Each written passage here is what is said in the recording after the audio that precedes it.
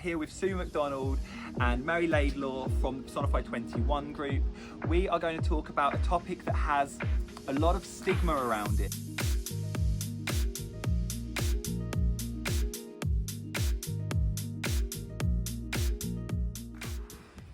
So the definitions of perimenopause, menopause and postmenopause are that perimenopause is when symptoms are present, as we discuss in a moment, but the woman is still having periods. The menopause is a phase in which menstruation stops and ceases, and postmenopause is a year after the periods have ceased. So that's the definition of those. Now, as we bring this into training, I'll come over to you first, Sue. Tell me more about the relationship of menopause with the hormones and potentially how that leads on to symptoms.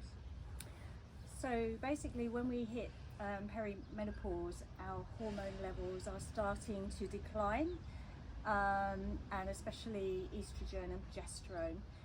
And because our hormone levels affect basically every single process in our body, from our appetite, our sleep, our energy levels, how we build muscle, how we train, then we're going to start to experience symptoms in basically any of our body's processes, and there can be up to 150 different symptoms of menopause. So it's going to affect everybody differently. Everyone will have an individual experience of perimenopause and menopause. So because it affects everybody differently, it's really important to note that what that means is the symptoms we discuss there, or that you may experience, or yourself, Mary, that that those aren't the same for everybody. Everyone has their own angles. Yep. And the time frame side of things, and we were talking about this briefly today, the time frame of actually how long you're in perimenopause, is that the same for everybody? Is that different? What's your thoughts, Mary? No, absolutely not. I've come into symptoms earlier, predominantly probably because I haven't had a child, so my body just knows that I just don't need that system anymore. So I've started to notice things getting slightly worse over the last 12 months. So I'm 41 now, and I think, Sue, you said yours came on slightly later. Perimenopause started around the age of 45, Okay. and it has been going for quite a long time. I'm 55 now. I'm only just getting close to being menopausal. Yeah, so it can be anything from a year to 10 years. Okay, So hence the reason to get a handle on your symptoms is pretty damn important. So at this stage here, you would say that you're both probably in the perimenopause stage for both of you, is that fair? Yeah, and Sue's got a lot more experience definitely than I have. Towards the end of it now, I am towards the end. And it's fair to say we're different ages, so it's not an age exact, you hit 40x and suddenly you become menopausal. It's very much different from a time frame of actually when you start maybe having symptoms. Yeah. And a lot of individuals that I speak to feel like they might have like an illness or something first, because they've had that for the last 4 or 5 decades, and like the flu or something like that, and actually these symptoms are directly aligned with menopause. And from a health point of view, the first thing they would do is maybe see a doctor, maybe research and have a little look online. Is that fair? Yeah. So for you, Mary, just as we go into this, in terms of how did you realise that you were in perimenopause? From my perspective, I just thought I was having a lot of problem with my periods, and with a lot of problems with my periods were coming a huge amount of problems with my training. So I was having phases within my training where I was feeling I was on top of the world, and then I would have longer and longer phases where I was either extremely fatigued, extremely crampy, massive problems with my mood. So as Sue was saying, a lot of symptoms all together, and I genuinely thought there was something quite seriously wrong with me. But then you start to Google, and everything, all the research that's done is on men. Interesting. And then when you you go to talk about it, nobody wants to talk about it. So one of the markers for you was a roller coaster of energy. Yeah. And that was portrayed in your training, and actually how your training went in terms of how much energy you had during those sessions. Amazing. So a symptom of that is if you're noticing you're having a roller coaster of sort of in completely different to how it has been in the previous years of energy levels during training, this could be a clear symptom. Once again, it has to be personalised, and that's your view.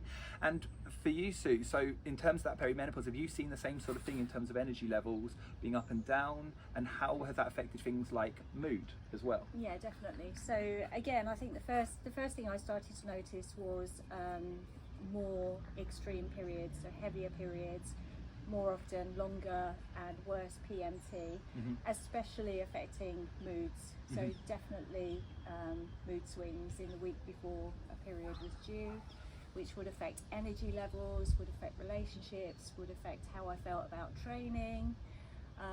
How you feel in your own skin? Like Absolutely, yeah, absolutely.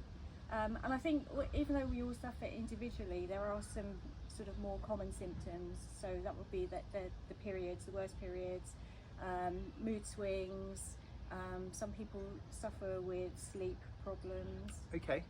In what respects? Like for you personally, have you more disturbed sleep? Yeah. So I used to be able to sleep 8 hours solidly through the night without waking up at all. But definitely since I've been perimenopausal, it's more disturbed. I would wake up quite frequently throughout the night, have trouble controlling my temperature throughout the night, so constantly covers on, covers off, covers on, covers off. Sometimes waking up drenched in sweat. Yeah. So and you hear a lot about things like hot flushes and regulation of temperature, and then obviously that has a counter effect. Like even without a hormone, let's say, imbalance, if you haven't slept well, we all know that it can affect training, because it can affect things like heart rate. Secondarily, it impacts your mood, your relationships with other people. People are just more annoying in terms of those. So really, really interesting. So what about like recovery? So you mentioned just briefly recovery in terms of those. So for you, Sue, obviously having a little bit more experience of being in that perimenopause stage, have you noticed that the perimenopause stage has impacted recovery quite significantly? Yeah, so I definitely felt that body-wise, I have a lot more aches and pains, a bit of joint stiffness, a lot more stiffness if I sit down for too long and get up and move. You know, it's hard to get going again. And I definitely find that it now takes longer to recover from a really hard training session. Interesting. So in terms of training moving forwards, does that mean that your mindset has shifted in terms of how hard you push, or how consistent you have to be, or even how much you recover? I think you just have to be a lot more mindful of recovery. Okay. So Just proper rest leave days. a little bit more time in between session days. Focus on all the things that you can control: Interesting. the sleep, nutrition, mobility. And obviously with these topics, it sounds all doom and gloom. Oh, perimenopause, menopause, postmenopause, it's all really tough. And we will come on to some of the things that you can do and what Sue says there, what you can control. So in terms of the symptoms, just get an idea of actually understanding what is completely normal or maybe a symptom. Is there anything else you'd add? Like weight gain, I hear comes up. Definitely weight gain, especially gaining weight around the middle of the body. Yeah. Annoying, right? Yeah. And that can impact self-confidence, that can impact actually your running in terms of adding additional weight to move quicker, so it is tough. Bra tops. It can impact bra tops, I hear. So with that is, what can we do? Now this is the magic question. This is one of the purposes of today's call and team sort of chat, is what is it that we can do? And I'm going to come to you first, Mary. So I know you've done a lot of research on these topics now coming into it. So tell me more about things like nutrition, for example. So from my perspective, after speaking to a few people, reading a few books, and doing a lot of research online, I completely shifted my diet up. I realised I wasn't even having a fraction of enough protein, like not even a fraction of what I should have been eating. So when your estrogen was dropping, as Sue was saying, the women need to start replacing that more in their diet. So that's when you need to start thinking about the grams of protein that are going into your diet.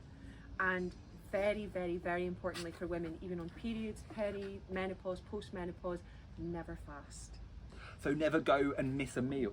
Especially if you're training first thing in the morning. Wow. There's a lot of research online about fasting for women, but the research has been done on men. Women should never fast before you train. So even if you're training at 6 o'clock in the morning, I always get up early and always make sure I get 250 calories in, protein and carb before I train, and the difference is fundamental. You need to wake up your system again as women. We don't have the same systems as men at all. So that's really, really important. So always before and straight after I train, we need to get 20 to 30 grams of protein in there. Now people are like, oh my god, that's scary, I need to eat a whole cow. What does 20 grams look like it's for you? Not that scary. It's a protein shake and a protein heavy snack. Or a tin of tuna is 20 grams, a breast of chicken. Yeah, exactly. You can get other sort of non-meat versions of them too, but the key things are, from a recovery point of view, like Sue and I was talking about just a second ago there, that That's also really important. It makes such a difference, and with doing that over the 3 meals, always after you work out, making sure you get at least 20 to 30 grams in, I've noticed the recovery comes back so much quicker, and over a 6-week period I've noticed that the mood swings have really started to level out and my energy levels are better. Amazing. So did I read something about it's really important for women to get that protein in within 20 to 30 minutes after exercise, and men have got 3 whereas hours. men have got up to 3 hours to get the protein in. The golden window is always as soon as possible after the exercise, but that 20 to 30 minutes actually is really essential. And Sue and I, we've spoken about this in the past, haven't we? That and actually in terms of after that 30 minutes, the positives just significantly drop down. So how do you fit it in? So for you two personally, I'm going to start with you, Mary. How do you ensure that you get protein in within that 20 to 30 minutes after exercise? I'm a prepper. I'm a prepper. So people are consistently laughing at me about the amount of stuff I have in my gym bag. So I've got a tub of cottage cheese, I've got tuna in there, I've got a wooden spoon, and I'm just always prepared now.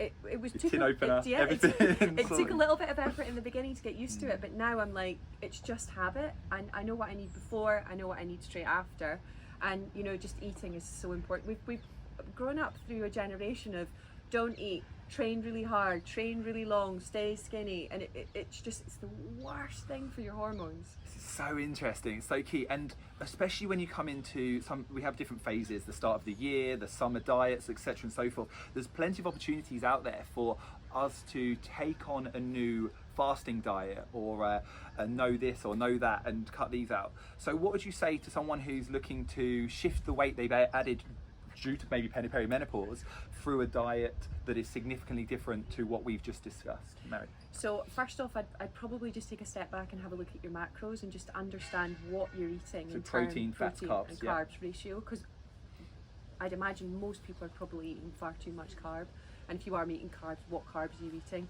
So get a really heavy protein dominance, 20 to 30 grams per meal. I would say 100%. Wow, depending on body shape? No, that is for perimenopause throughout, and the further you go into menopause, the more you need to be eating. Okay, and that's really for the metabolism and so forth as well. As well to get the estrogen back into your system because you're not producing it. Okay, cool. So nutrition is so key. So moving beyond those, and we look at things like the recovery. So we talked about things like sleep. We talked about some of the factors that you've had actually in recovery. What can you do to help with improving things like sleep or helping actually the legs to recover more effectively on those rest days? I think you just have to prioritise it. You have to prioritise sleep, you have to prioritise recovery. I think it's really important to educate yourself as much as you can on the perimenopause and menopause. Information hasn't been there in the past, and it is starting to come out now in much better formats. I don't know if it's a good time. Definitely talk about resources. There's 2 really good books that.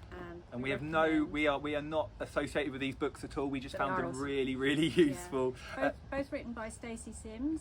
So Raw covers basically pre-menopausal, perimenopausal. So just when you're on your normal cycle and how to work with your normal cycle for best sports performance.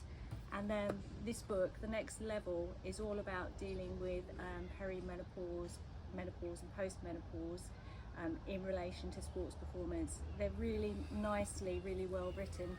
So educating yourself. It's not too sciencey, is it? No. It's really, so I've read these, and the books themselves, it's just easy to understand and flow with. They explain it in real sort of easy to understand and easy to apply terms. So and that's really key. It's not a cover to cover read.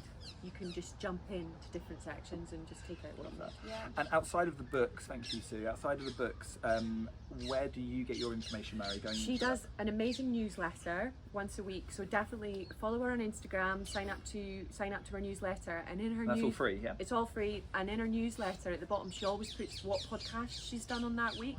She's basically done a tour throughout all the different health podcasts that you can listen to, and see when you're in the car, just going to a park run or whatever, listen, and it makes you feel amazing because you realise that everybody's dealing with the same things, and really how to deal with them. And she talks a lot about what you need to do with your coach. So importantly with those, so that's a lot of aspects in terms of resources we can get from it. What about for you, Sue? What about the personal side of things? How do you simple track things it? that you could do? Really simple things that you can do is I used to keep a diary, so I knew exactly when my time of the month was due, and in the week before my time of the month, I would make sure that I didn't put any unnecessary stress in that week. So I had the diary, the whole family knew when my time of the month was due.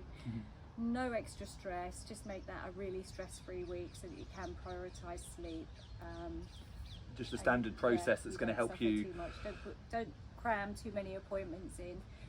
I think as well important to mention, you know, we talked about symptoms, but what's happening under the bonnet in terms of muscle strength and bone strength, things that you can't see, and really important to address those as well. So from a strength and conditioning point of view, so we'll start with strength first of all. So strength is defined as increasing the muscle tissue's density or shape really of those. So density in terms of how sort of thick that muscle is, or like the actual size of that muscle. Now that's essential for running because that's going to allow you to get up the hills, that's going to allow you to run faster, that's going to allow you to run further, all the key things that realistically someone who's progressing in running wants to do.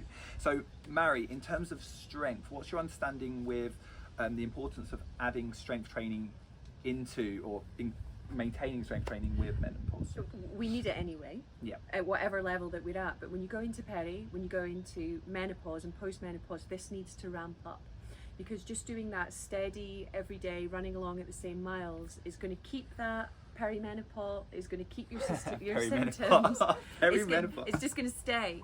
So what Stacey Sims says, and what all the research says, is as we get older, as women, to keep and increase our bone density, we need to start lifting heavy things at least twice a week.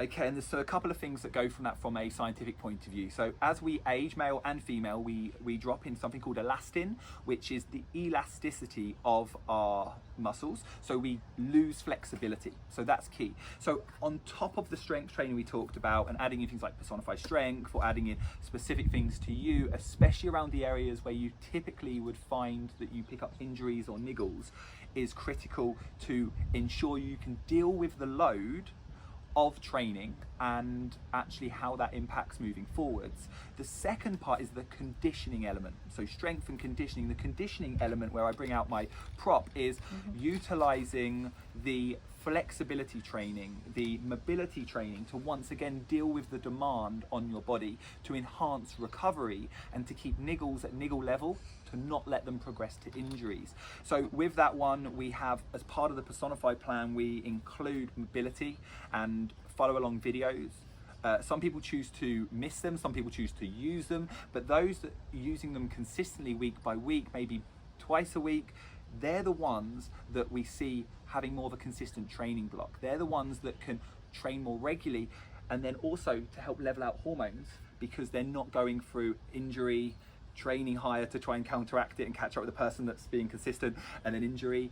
And that's important. So this is like a massage stick. This is one of the tools that many that come along to mobility will know about it. We have a live mobility group as well. But has that been something that you guys have made the most of for you, Sue, yeah, definitely. in terms of mobility? As a younger athlete, I really didn't do too much strength work at all, and I got away without doing it. But definitely as I've got older, I can feel that my strength is reducing unless I do that heavy lifting strength work as well. You don't have to do too much, you just have to do a little bit of lifting each week, just to keep your muscles adapting and responding and growing. Love it. Love it. Yeah. Amazing. So with that one, I think in terms of the final aspects there, I would say that based off all of those, the symptoms differ. The time frames of when you would potentially come into perimenopause, menopause, or postmenopause do differ. But the key things that you take from today's call and today's chat is that there is definitely relatability within Personify Fitness, that some of the symptoms that are very similar to viral symptoms could actually be menopause based and completely natural. If you want more information on things like HRT or what you can do from a medicine or a medicinal aspect, we have another video led by Dr. Radhika Vohra on that, so check that out on the YouTube channel. And just to finish there, would you guys agree that more doesn't always mean more, in terms of if your body is struggling in that final week of the cycle in perimenopause, that it is important, as you said earlier, Sue, just to take that stress, that load off. Yeah. Maybe take your steady runs to an easy, your tempo runs to a steady, listen to your body, speak to your coach, and just focus actually on what is going to help us actually move forwards. And sometimes that is to take a step back to keep us moving forwards. Absolutely. Amazing. So thank you, Mary. Thank you, Sue. It's been a pleasure, and I hope you got some value from today. Let us like a post, add some information, or add a comment in the it below of what you got from today, and share it. It's all about just increasing the need and the understanding of relatability with menopause. Really great to have a coach that talks about this as well. So thank you. 100%. And guys, from a male point of view, this is such an important topic. I can promise you that. So well done, guys, for getting to the end of the video. But importantly here as well is if you have females in your life, this will likely affect you. So definitely check this out and understand it a bit more, because it will make your life easier, I promise.